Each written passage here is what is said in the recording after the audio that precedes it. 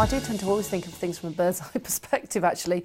Even when I'm driving, I see it from above, which is just how your brain works. But also, it's a really strange one because you're seeing a bigger picture so often about what is going on.